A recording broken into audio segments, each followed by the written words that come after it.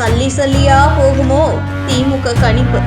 திருச்சி கோட்டையில் ஓட்டை, விஜய் வீசும் அரசியல் வெடி சிக்கல். நியூஸ் 10 தமிழ் நேயர்களுக்கு வணக்கம்.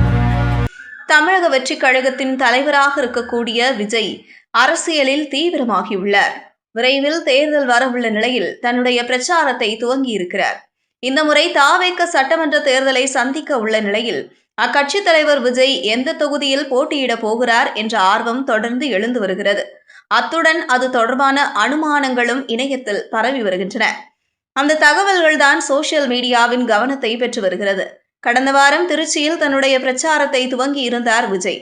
மற்ற மாவட்டங்களை எல்லாம் விட்டுவிட்டு விஜய் ஏன் திருச்சியில் இப்பயணத்தை தொடங்க வேண்டும் என்ற கேள்விகள் வலம் வந்தன. அதே சமயம் தமிழகத்தின் 5 மண்டலங்களில் விஜய் கவனம் குவித்துள்ளதாகவும் அதை வைத்தே சுற்றுப்பயணம் திட்டமிடப்பட்டுள்ளதாகவும் கூறப்படுகிறது. அப்படியானால் விஜய் எங்கே போட்டியிடப் போகிறார், ஸ்டார் அந்தஸ்து பெற்றவர்கள் போட்டியிடும் தொகுதி என்னவாக இருக்கும் என்ற ஆர்வமும் கிளம்பிவிட்டது. தன்னுடைய தாவேக எந்த தொகுதியில் வலுவாக உள்ளதோ அங்கு போட்டியிட விஜய் முடிவு செய்திருப்பதாக தெரிகிறது.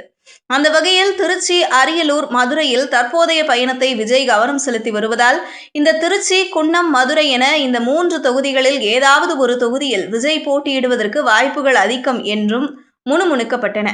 தற்போது விஜய் போட்டியிடும் தொகுதி எது என்பது குறித்து கூடுதலாக மேலும் சில அனுமானங்கள் இணையத்தில் கசிந்துள்ளன. அந்த வகையில் திருச்சி தொகுதியில் விஜய் களம் காண்பதற்கான வாய்ப்பு அதிகம் என்கிறார்கள். இதற்கு காரணம் ஏற்கனவே தாவேக தரப்பில் பல சர்வேக்கள் எடுக்கப்பட்டதா. அப்போது திருச்சி கிழக்கு தொகுதியில் தாவேகவுக்கு சாதகமான சூழல் நிலவுவதாக தெரிகிறது.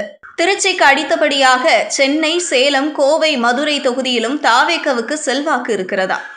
டெல்டாக்களை விட வட தமிழகம், கொங்கு பகுதிகளிலும் தாவேகவுக்கு நல்ல செல்வாக்கு உள்ளதாக அந்த சர்வேக்களில் தெரிய வந்துள்ளது.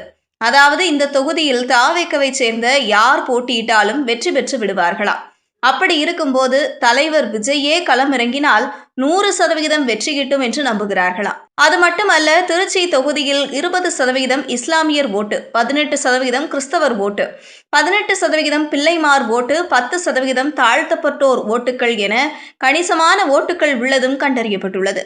எனவே திருச்சி கிழக்கு தொகுதியில் விஜய் போட்டியிட நிறைய வாய்ப்புகள் உள்ளதாக தெரிகிறது. அப்படி திருச்சியில் விஜய் களமிறங்கினால் டெல்டாக்களிலும் தாவேக வாக்கு வங்கியை உயர்த்த முடியும் என்று விஜய் தரப்பு உறுதியாக நம்புகிறதா. பல்லாண்டு வருட காலமாகவே திமுகவின் கோட்டையாக திருச்சி திகழ்ந்து வரும்போது திருச்சியிலேயே பிரச்சாரத்தை விஜய் நடத்தியது திமுக தரப்பு கடும் கடுப்பில் உள்ளதாக கூறப்படுகிறது. அதிலும் திருச்சியில் விஜய் பேசும்போது திமுக எம்எல்ஏவுக்கு சொந்தமான மருத்துவமனையில் கிட்னி திருட்டு நடைபெற்றும் அதனை தடுக்க முடியவில்லை. திருச்சியில் 2 அமைச்சர்கள் இருந்தும் எந்தவித முன்னேற்றமும் தொகுதிக்கு ஏற்படவில்லை. வரும் தேர்தலில் மறுபடியும் இவர்களுக்கா வாக்களிக்கப் போகிறீர்கள் என்று கேள்வி எழுப்பியிருந்ததும் திமுகவை கடுப்பாக்கி விட்டதாம். இப்போது திருச்சி கிழக்கில் விஜய் இறங்குவதாக வரும் தகவல்களும் திமுகவை டென்ஷன் ஆக்கி வருவதாக கூறப்படுகிறது. ஒருவேளை திருச்சியை குறிவைத்து விஜயின் அரசியல் நகர்ந்தால் அங்கு திமுக அரசின் நலத்திட்ட அறிவிப்புகளும் சலுகைகளும் இனி நிறைய வெளியிட வாய்ப்புள்ளதாம்.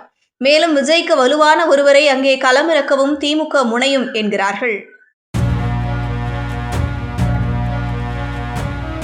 செய்திகளை உடனுக்குடனும் துல்லியமாகவும் தெரிந்து கொள்ள நியூஸ் 10 தமிழ் சேனலை பின்தொடருங்கள்.